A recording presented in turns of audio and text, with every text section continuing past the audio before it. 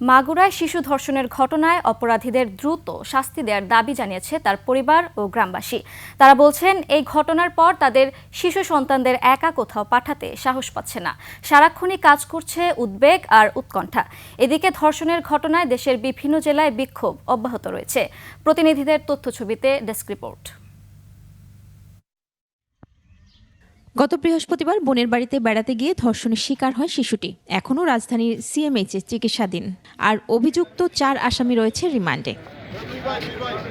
ঘটনার পর থেকেই শিশুটির গ্রামের বাড়িতে স্বজনরা সময় পার করছেন উদ্বেগ আর উৎকণ্ঠায়। বলছেন, এমন ঘটনা যেন আর দেখতে না হয়। আমাদের বাচ্চা কাচ্চা কোনো জায়গায় পাঠায়ও তো শান্তি নাই। এই বাচ্চারা দেখেন তো জেন লাগেছে কিনা। আমি বললাম যে জেন টেন কিছু না, শিগগিরই হাসপাতালে নিয়ে যান, অক্সিজেন দেন, এর অবস্থা তো মারাত্মক।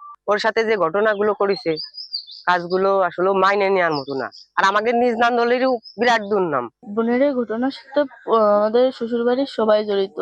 তাদের সবারই জন্য দৃষ্টান্তমূলক শাস্তি হয়। এখন ও যতটুকু কষ্ট পাইছে, তাকে তো ফাঁসি দিলেই তো কমই শাস্তি। আর লিলি হালাল বিউটি সোপ, বিএসটিআই কর্তৃক সনদপ্রাপ্ত দেশের প্রথম হালাল বিউটি সোপ। দীপ্তিময় উজ্জ্বল ত্বকের জন্য।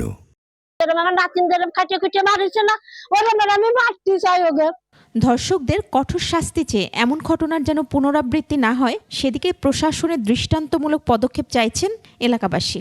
এমন ভাবে শাস্তি দিয়ে মারা উত্তম, যাতে এরকমের কাজ পরিকল্পনায় আমাদের দেশে আর না হয়। আমাদের সবার একই দাবি, বাংলাদেশের আলোচিত ঘটনা এই মাগুরার বিচার দেখে যাতে আর বাংলার বুকে এরকম কোনো ঘটনা না ঘটে।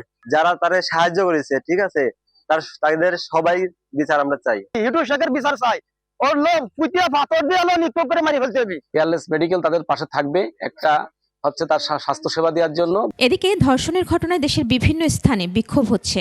সমাবেশ থেকে নির্যাতনকারীদের দ্রুত শাস্তি দেওয়ার দাবি জানানো হচ্ছে। মহিমা পলি, ডেস্ক রিপোর্ট, 21 টেলিভিশন।